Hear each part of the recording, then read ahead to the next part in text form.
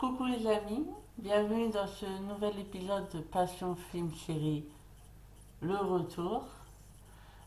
Aujourd'hui pour cet épisode je vais vous parler pas de une série mais de deux séries. Du coup on va commencer par la saison 3 de Squid Game. Alors cette saison a été bien plus sinistre au final avec le scénario. Je trouve que c'est positif, que ça fasse un peu moins grand public. Euh, mais je pensais pas qu'ils allaient aller aussi loin.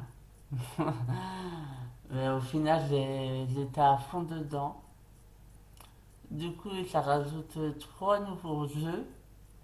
Le cache-cache avec les poignards et les clés. Et c'est là où ma préférée elle meurt, la 120. En fait, elle est comme moi, elle est trans. Alors du coup, c'était ma préférée, évidemment. Après, l'autre jeu, c'est le saut à la corde. Euh, Juste incroyable l'ambiance du jeu là. C'est incroyable. Je sais même presque chanter à la musique. Attention, je me concentre.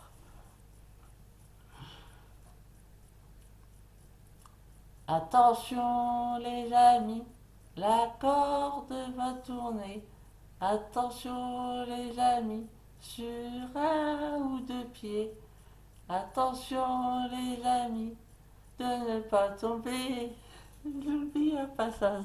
Oh, mais voilà. Je mets la musique pendant que j'écris, c'est très inspirant. Le sixième jeu, le troisième jeu, et qui est techniquement le sixième jeu, c'est le Squid Game haïtien, là où ils doivent se pousser. Et Minchou, on a perdu Minchou. Euh, la fin où que Ji-hoon se sacrifie, c'est une belle fin en vrai. C'est pas si sinistre que ça. C'est une très belle fin d'ailleurs. Et pour le bateau, quand il recherche l'île, on est d'accord que le bateau sert à rien. Et là, il trouve l'île une fois que tout est terminé. Donc, nada, que nini. Et du coup, après, au dernier épisode, on voit 6 mois après. Euh, En gros, le frontman, il part à Los Angeles remporter l'échou de Ji-hoon à sa propre fille. Mais c'est là que c'était un tout petit peu à partager, mais que à quand il part, une fois que c'est fait qu'il a donné les choix à la fille de Ji-hoon, il y a, comment dire, il voit une recruteuse, du coup, pour le Squid Game américain. Alors, déjà, euh, le jeu de recrutement, c'est un jeu à cohérent, donc j'aurais aimé pour la version américaine, qui trouve un autre jeu, comme un jeu de cartes, je sais pas. Et du coup, on va bien avoir une saison aux États-Unis. Ça me plaît, mais là, il faut qu'il soit original et pas qu'il reprenne tous les jeux à du Squid Game à coréen. Je pense que là, sinon, c'est nul quoi. À la limite, à du Trois Soleils, oui, mais les autres, il faut qu'ils aient des nouveaux jeux quoi. Pas que ça soit simple, simplement un copier-coller. Que bah, c'est nul, non, bah, c'est nul quoi. Voilà, pour la saison 3 de Squid Game. Passons à l'autre série. Alice et Borderland, saison 3. Et le chiffre 3 revient encore. Qu'est-ce que m'y peut? J'en sais rien. Pour Alice Borderland saison 3, bah, j'ai pas fait de critique sur les deux premières saisons. J'en ai parlé pendant mon iceberg des séries d'horreur. En fait, je suis même pas sûr que j'en ai parlé. se peut que j'ai zappé Alice Borderland dans l'iceberg des séries d'horreur. Bon, en gros, Alice Borderland, c'est quoi? C'est un monde où il s'offre la vie et la mort. Et à l'attendant, ils font des jeux et s'ils perdent au jeu, ils meurent. Ça ressemble beaucoup à Squid Game, mais c'est beaucoup différent. Euh, Squid Game est réaliste, Alice Borderland ben, n'est pas réaliste quoi. Euh, Squid Game est coréen et Alice Borderland est japonais. Voilà, c'est à peu près les seules différences que j'arrive à trouver. Il faut savoir que Alice Borderland est sorti avant Squid Game, sa première saison. Voilà. Mais la saison 3 là, elle a 3 mois. 3 mois d'écart. Encore le chiffre 3 décidément. Euh, je vais directement passer à la fin d'Alice Borderland sans me concentrer sur les jeux dedans. Il y a beaucoup plus de jeux d'Alice Borderland. Moi, où je veux en venir dans ma critique,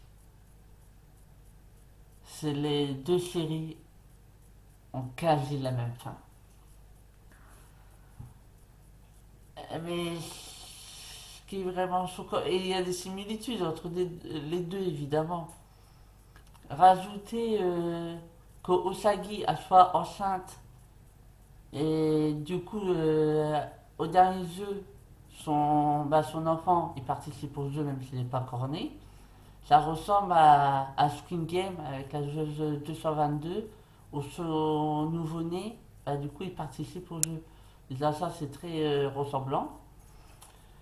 Et pour terminer en beauté, une fois que tous les joueurs d'Alice Borderland retournent dans leur monde, et bah à la fin, on voit une scène en Amérique, à Los Angeles. Exactement la même fin que Squid Game. Et là, ça me pose un problème. J'ai l'impression que les séries, que les États-Unis volent les séries asiatiques. Je veux dire, à 3 mois près des deux fins, c'est pas une coïncidence, quoi. Alors, je veux bien le comprendre pour Squid Game et qu'on parle des États-Unis depuis la saison 1, mais pour Alice Borderland, jamais ou rarement les personnages vont parler des États-Unis. Du coup, pour Alice Borderland, c'est pas logique. Ils auraient pu choisir oui, pourquoi pas un nouveau pays, mais pas forcément les États-Unis, quoi.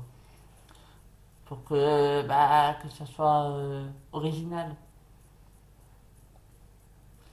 Du coup, je redoute la saison d'Alice Borderland aux États-Unis. Et au final, les deux séries risquent de se copier-coller du coup. Même si on a une réponse du personnage de qui est Alice, qu'à la fin aux États-Unis, on voit que la serveuse s'appelle Alice. Moi, Alice, je pensais que c'était le blond, que j'aimais bien. Et la saison 3 je pensais que c'était la fille avec les cheveux bleus. Mais en fait, Alice, c'est Arisu. Voilà. J'espère que cette vidéo de Passion Film Série vous a plu. N'hésitez pas à laisser un commentaire, à partager, à liker et à vous abonner. Parce qu'on va parler bientôt de notre série et de sa saison 3. Et que le chiffre 3 revient encore. Je vous fais des bisous. Au revoir.